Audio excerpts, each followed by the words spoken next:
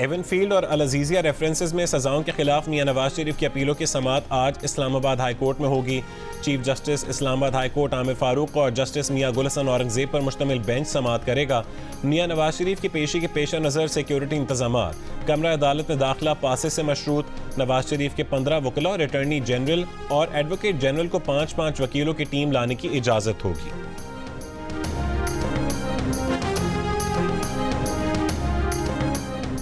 Official secret act की खुसूसी अदालत में साइफर केस की समाअत जारी। चेयरमैन पीटीआई शाह महमूद कुरैशी कमरा अदालत में मौजूद।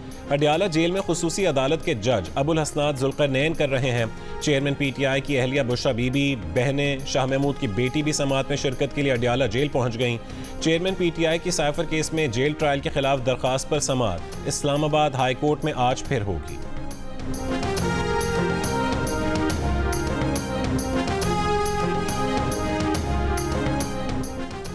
इमरान खान ने पीरी मुरीदी की आड़ में हंसता बसता घर उजाड़ दिया। वो उनकी मर्जी के बगैर उनके घर आते थे। पिंकी की उससे मुलाकातों पर वो नाराज थे। एक बार इमरान खान उसके घर आए तो उन्होंने नौकर की मदद से उसे घर से निकलवा दिया। दोनों रात को फोन पर लंबी लंबी बातें करते थे। बुशरा बीबी के साबिक शौहर खावर फरीद मानिका के तहलका खेज इंकशाफात। जियो न्यूज़ के प्रोग्राम आज शाहजेब खानजादा के साथ में बातचीत करते हुए कहा कि उनकी वालिदा ने कहा था कि इमरान खान अच्छा आदमी नहीं है, उसे घर ना आने दिया करो। बुशरा से इमरान खान की मुलाकात इस्लामाबाद के धरनों के दौरान बुशरा की बहन मरियम वट्टू ने करवाई। उन्होंने पिंकी को तलाक 14 नवंबर 2017 को दी। 1.5 महीने बाद ही उसने इमरान खान से शादी कर ली। पिंकी की शादी का उन्हें और उनके बच्चों को इल्म ही नहीं था, इसलिए जियो और द न्यूज़ ने जब शादी की खबर ब्रेक की तो उसकी तरदीद की थी।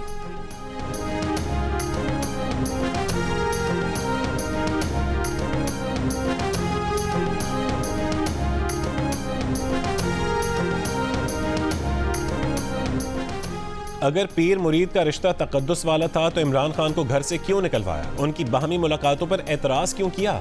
शाहजेब खानजादा के खावर फरीद मानिका से ताबड़तोड़ सवालात।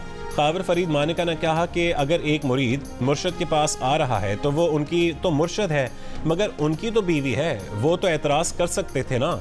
जुल्फी भी आता था, क्या वो भी मुरीद था? ये किस किस्म का पीर खाना था जहां मुरीद की तरबियत दिन के वक्त नहीं सिर्फ रात के वक्त होती थी? शाहजेब खानजादे ने सवाल किया कि आप सिस्टम के बेनिफिशरी हैं, आपकी करप्शन के किस्से आम हुए, पाक पतन के अफसरान आपकी मर्जी से तब्दील होते रहे। खावर फरीद मानिका ने कहा कि अफसरान पिंकी, फराह गोगी और एहसन जमील गुज्जर की मर्जी से तब्दील होते थे। शाहजेब ने सवाल किया कि आप बुशरा बीबी को दुनिया की पाक तरीन बीबी क्यों करार देते रहे, उनका दिफा क्यों करते रहे? खावर मानिका ने जवाब दिया कि पीर और मुरीद का रिश्ता तो तकद्दुस वाला होता है, उन्हें क्या मालूम था कि वो शादी कर चुके हैं। शाहजेब खानजादा ने पूछा कि आपने अपना लाइफ स्टाइल तब्दील कर लिया, बैंक बैलेंस बनाया, आपके बच्चों ने अपने कारोबार बना लिए। खावर फरीद मानिका ने कहा कि उनका लाइफ स्टाइल पहले वाला ही है। उनके दोनों बेटे रुल गए। एक बेटा मूसा बमुश्किल गुजारा करता है, बड़ा बेटा इब्राहिम दुबई में नौकरी करता है।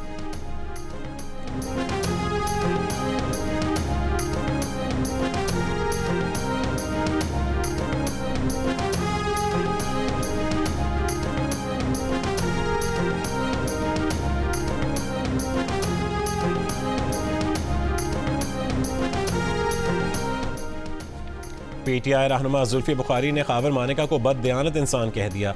खावर मानिका की गुफ्तगू पर कहा कि वो बददियानत और करप्ट कस्टम ऑफिसर है। Chief justice of Pakistan justice Qazi Faez Isa की ज़ेर सदारत सुप्रीम जुडिशल काउंसिल के इजलास में आज जस्टिस मज़ाहिर अली नकवी के खिलाफ शिकायत का जायजा लिया जाएगा। गुज़िश्ता रोज़ जस्टिस मज़ाहिर नकवी के एतराज़ात ज़ेर गौर आए। काउंसिल ने जस्टिस मज़ाहिर नकवी के खिलाफ शिकायत करंदगान को शवाहिद के हमराह बुलाया है। काउंसिल ने जस्टिस सरदार तारिक मसूद के खिलाफ शिकायत मुस्तरद कर दी। तज़हीक आमेज़ शिकायत पर आमना मलिक के खिलाफ कार्रवाई का फैसला बाद में किया जाएगा। गजा में अस्पतालों के नीचे बंकर्स इसराइली फौज ने बनाए थे। ये बंकर्स कई दिहाइयों पहले बनाए गए थे। बंकर्स बनाने की वजह इसराइली फौज की जानिब से गजा की निगरानी करना थी। इसराइल के साबिक वजीर आजम एहूद बराक का CNN को इंटरव्यू में एतराफ। मेजबान क्रिश्चियन अमानपुर भी हैरान, पूछा कि क्या आपने इसराइली फौज गलती से तो नहीं कह दिया? एहूद बराक ने जवाब दिया कि नहीं, बंकर्स इसराइली फौज ने ही बनाए थे जिन्हें अब हमास इस्तेमाल कर रहा है। इसराइल की जानिब से अस्पतालों के नीचे हमास के कमांड एंड कंट्रोल सेंटर की मौजूदगी के अब तक कोई सबूत पेश नहीं किए गए।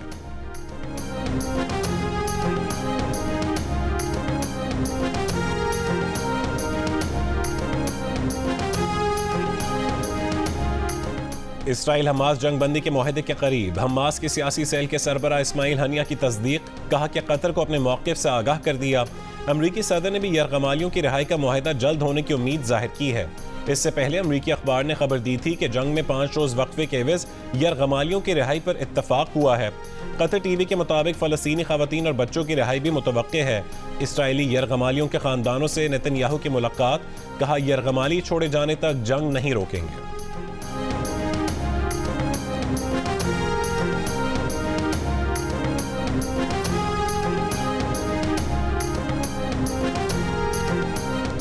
इसराइल की रात भर गजा के मुख्तलिफ इलाकों पर बमबारी, नसारत कैंप में घर पर हमले में 17 अफराद शहीद।